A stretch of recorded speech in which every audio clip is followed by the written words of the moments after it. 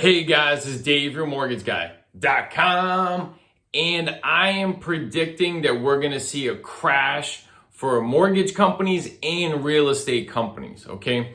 But before I go into that, make sure you subscribe to my YouTube channel for more videos like this so you can keep up to date on all the exciting mortgage stuff.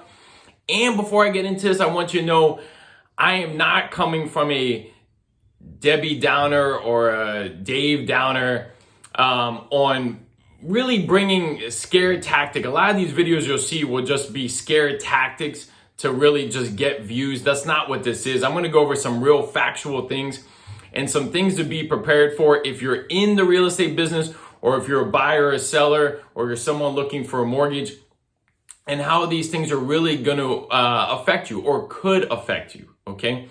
So before we get started, keep in mind, I've been in the mortgage industry for over 20 years. I'm in it daily, and I was in the mortgage business when it crashed in '08. So I know what that was, and I know what we're perceiving this crazy market to be now, okay? And when I say crash, we're not talking about a real estate property crash. We're not talking about homes, going for pennies on the dollar or interest rates going to 2%. We're not talking about that. I'm strictly talking about mortgage companies and real estate companies and what they're dealing with and how that could affect you, okay? So one thing to keep in mind is mortgage companies, a lot of them went public, right? So they had IPOs. They sold kind of at the height of what was going on in the market. There was a refi boom. So a lot of these companies were 60, 70, even 80% of their business was refinances. Well, as rates go up, that pretty much has completely gone away and disappeared. And I've even seen loan officers whose business is almost all refinance, okay? So imagine right away, 60, 70, 80% of your business is gone tomorrow. A lot of these large mortgage companies are not prepared for that. They kind of got high on the hog.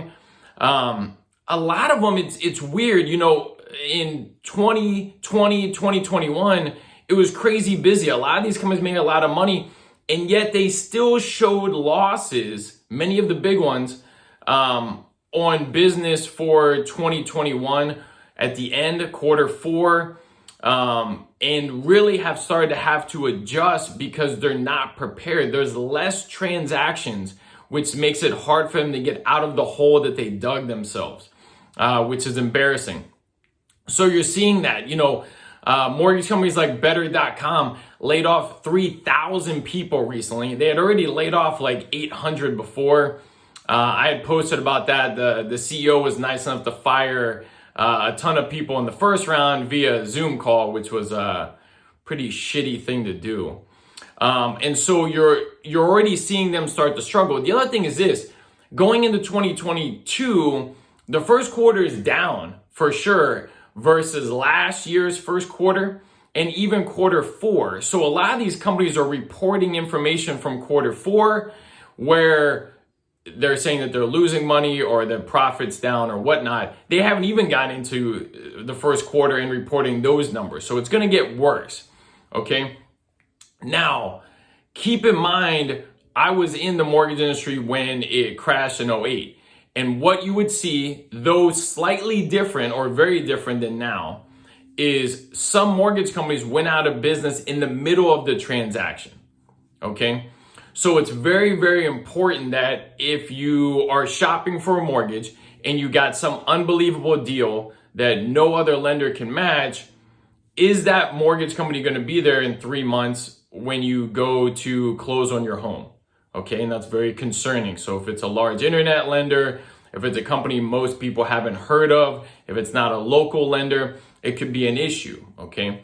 I also think a lot of these companies, especially the larger ones, will have more and more layoffs. I'm already seeing that, right? So they're going to continue to lay off people. That means that the processor that you're handling or dealing with, who's handling your loan, or the loan officer, may not be there. And if that happens to you early enough in the process, I would jump ship immediately and work with a local lender that is going to be around and can be trusted, okay?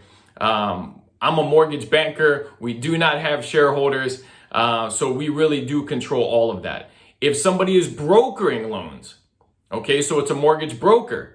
Well, who they're brokering to may go out of business or may not be around or may not offer that program, right? Or may get conservative. So you really, really need to know who you're dealing with, okay? So that's really number one, right? Is talking about the mortgage companies. So something to keep in mind. Number two, let's talk about real estate companies, okay? So many of them have come out, the larger companies have come out and said they lost money last year. Okay, that's concerning because it was so busy. So right now you're seeing Redfin, Opendoor, Zillow, Offerpad, all of their stocks are trading at half or a third or a fourth of what it was last year at this time. Okay, that's concerning. They're also bleeding money. Even though stock price may not be completely related to that, it's all in the same big picture. Okay, what does this mean? Again, if you were in agreement to sell your home to Offerpad, they may renege on that and no longer be buying as many properties because they're bleeding money financially. We saw Zillow do this at the end of 2021, really cut back on what they were buying because they were getting out of that business. They knew it wasn't profitable. So while Zillow was the first one, maybe Zillow was the smartest one in that regard, okay? So again, if you're under contract or thinking you're going to have Offerpad buy your home in 3 months, 2 months, 6 months, when you go to sell your home and maybe buy another one, I would be very, very concerned. I would absolutely talk to your realtor immediately, really map out your plan so that way you're not stuck in that situation. It can be catastrophic for you because if you need to sell it, and now you have to, go to market with it, it's going to change what your goals are, right? Or your plan. Now, these companies losing money or bleeding money do not actually affect your local realtor, right? Who's maybe working with a EXP or a Compass or a Remax or Keller Williams or whoever it is, okay? Your realtor is an independent contractor.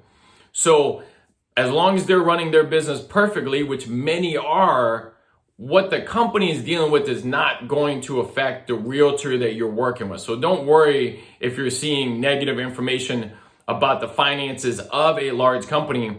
Your realtor is not affected by that. So don't fall for that, okay? Look, at the end of the day is this. What we're seeing is really embarrassing because it's kind of like that friend you have who makes money and then spends it immediately, right? Same thing in this scenario. A lot of these companies made great money. They didn't adapt. They just either thought it would continue or figured they'd deal with it later. And now they're doing drastic things. They're letting go a lot of employees, right? So food for thought, a lot of the big lenders are letting go of a humongous percentage of their workforce, which I went over. Yet the Dave Your Mortgage Guy team is hiring and growing, right? And so really, you want to look for a lender who's positioning themselves in this market to be here for the long run. I've been doing it 20 years, right?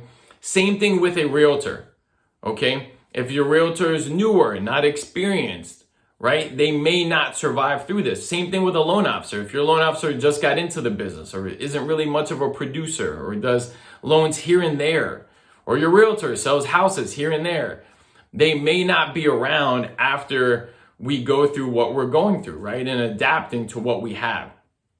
So again, I'm predicting you're going to start to see mortgage companies and real estate companies crash. Some may go out of business. Some may completely just become very small compared to what they were.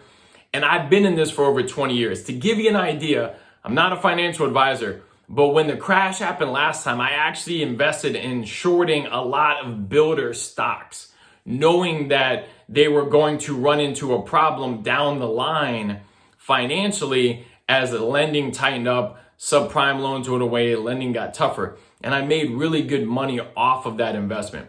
I'm not saying to short these stocks. I'm saying these are things to really think about if you're buying, selling, if you're needing a mortgage, if you're wondering where things are going. And I gave you exact examples on how it could affect you. All right? And maybe I'll be wrong. right? Either way, the mortgage industry is here to stay, and so is the real estate industry, and that's really all that matters for you. Call or email me anything, comment down below, subscribe to my YouTube channel, and if you find my videos helpful, I'd love to be your lender. Thanks, guys.